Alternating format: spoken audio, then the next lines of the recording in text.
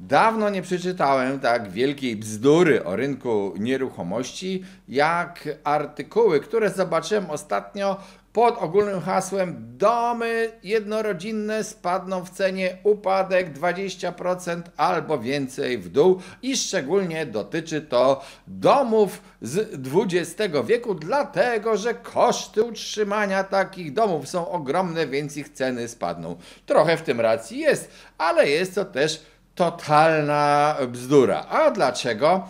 O tym dowiesz się z naszej audycji.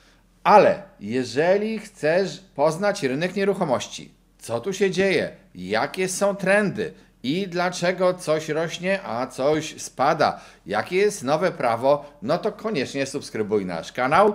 Tu jest wiele audycji starych, które możesz obejrzeć, ale też jeżeli napiszesz nam w komentarzu, o czym chcesz wiedzieć, to jeżeli to się będzie komponowało w naszą tematykę, to taką audycję prawdopodobnie zrobimy. Wrócę teraz do tematu tych domów i dlaczego to jest bzdura. No, po pierwsze, każde generalizowanie jest bzdurą, to od razu powiedzmy, więc pisanie artykułu domy spadną o 20% lub więcej, też szczególnie z XX wieku, dlatego że cena ogrzewania takich domów jest duża i są to złe, stare konstrukcje. Ile jest tych mitów? No, pierwszy jest taki. No, ja najlepiej znam oczywiście rynek warszawski. Domy z XX wieku w Warszawie stoją na Saskiej Kępie, na Starym Żoliborzu, na Starym Mokotowie i proszę mi powiedzieć, z jakiego powodu te domy miałyby nagle stanieć tylko dlatego, że jest drogie ogrzewanie. Ludzie, którzy kupują tam domy, zazwyczaj są na tyle majętni, bo ceny są tam tak wysokie, że sobie z tym ogrzewaniem poradzą z pewnością. Kolejną nieprawdą jest to, że domy z XX wieku są koszmarem.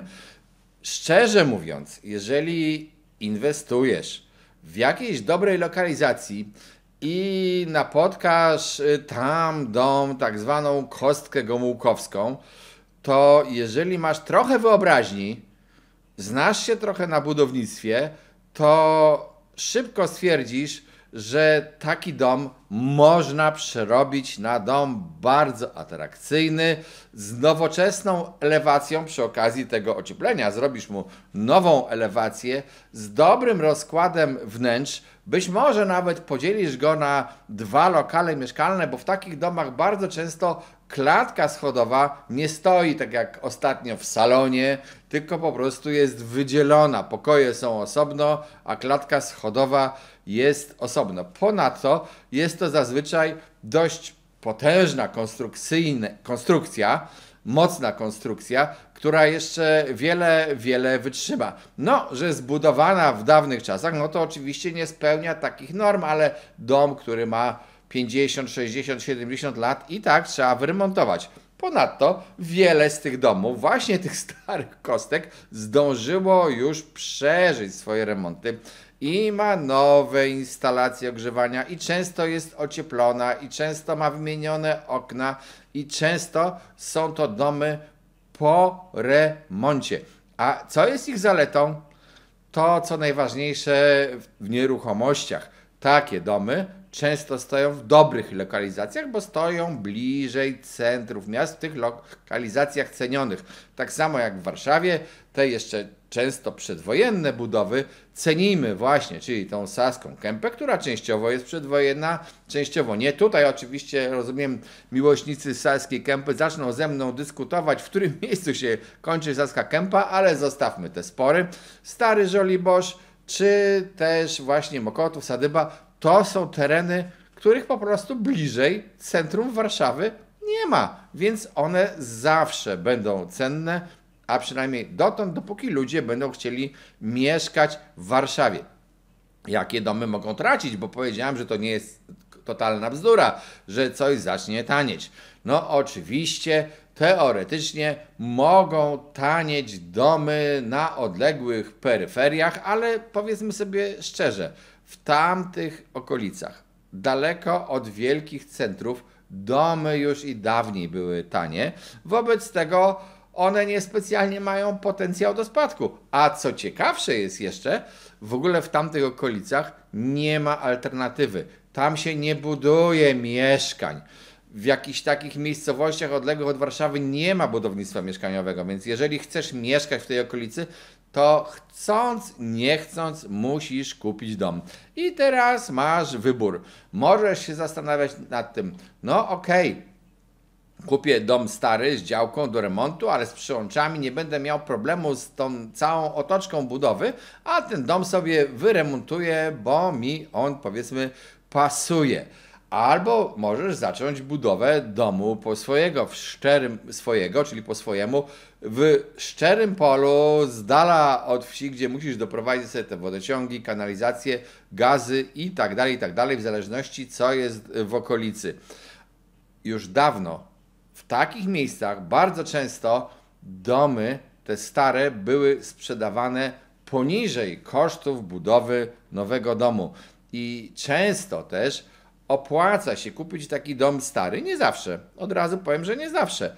Często opłaca się kupić taki stary dom i wykonać jego remont, zamiast walczyć samemu od początku z budową. No, są też takie fakty, które znamy. Domy na przykład w latach 90. po okresie tego socjalizmu, PRL-u nastąpiło odreagowanie i wszyscy chcieli budować domy po 380, 400 niemalże metrów powierzchni całkowitej. Wielkie salony, otwarte, zupełnie nieenergetyczne domy. Część została wyremontowana, część jest oczywiście za duża w stosunku do obecnych potrzeb, bo faktycznie trzeba powiedzieć, te koszty energii wzrosły i te domy jakieś tam zejście mają, nie są chętnie kupowane. Ja pamiętam zresztą taki okres, że na początku lat 90., kiedy sprzedawaliśmy domy, no to zawsze kładliśmy nacisk na powierzchnię całkowitą, po to, żeby pokazać więcej metrów. Teraz najchętniej byśmy podawali powierzchnię użytkową i to może jeszcze mniejszą, bo faktycznie te obawy co do kosztów utrzymania budynku są. Niemniej jednak nie można mówić, że rynek domów totalnie się załamie i teraz ludzie będą kupowali tylko i wyłącznie mieszkania. To jest nieprawda. W ogóle rynek nieruchomości jest cykliczny. Gospodarka jest cykliczna, a z tej cykliczności wynika to, że wszystko podlega zmianie. Oczywiście moda na budowę domów, style budowy domów zmieniają się. To, co lubiliśmy kiedyś, na przykład jakieś skośne dachy, poddasza, dzisiaj przestaje być lubiane.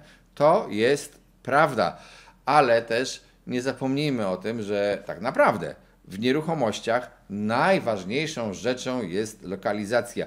I dziś, kiedy nadal dominuje takie skupianie się, mieszkanie w miastach, mieszkanie jak najbliżej, czy też mieszkanie na przedmieściach, ale jak najbliżej tej aglomeracji, to te domy, które zajęły te stare lokalizacje, nadal będą w cenie. Tym bardziej, że często z takim domem związana jest również działka. Czasem taką działkę można podzielić i zbudować na niej kolejny dom. To też jest wartość. Ten grunt też jest wartością. No oczywiście jakieś stare rudery, prastare domy, takie bidadomki, których też jest dużo w Polsce, one będą traciły na popularności jako dom, ale ludzie się będą na takie rzeczy patrzyli, ale tu jest działka, być może miejsce, to jest bardzo dobre i cenne. Kto wie? Reasumując, inwestowanie w nieruchomości nie jest takie proste, jak się niektórym analitykom wydaje.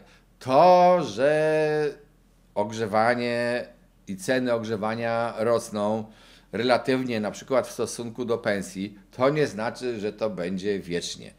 To, że coś jest dziś drogie w utrzymaniu, to nie znaczy, że tego nie można w miarę tanio naprawić, bo ocieplenie nie jest akurat najdroższą budową. Okna już są pewnie dawno wymienione.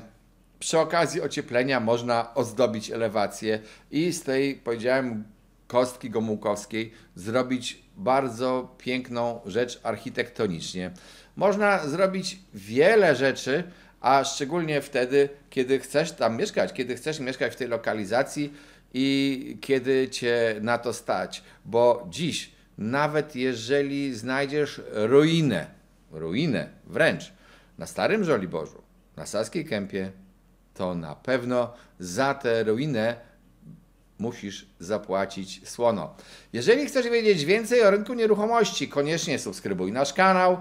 Oczywiście pisz nam w komentarzach, o czym chcesz nowe audycje, chcesz więcej wiedzy o obrocie nieruchomościami, skorzystaj z naszych szkoleń i też zachęcam do wspierania naszego kanału, dlatego że dla naszych subskrybentów, dla naszych wspierających mamy specjalne dodatkowe audycje. Trzymajcie się i nie dajcie się zwieść.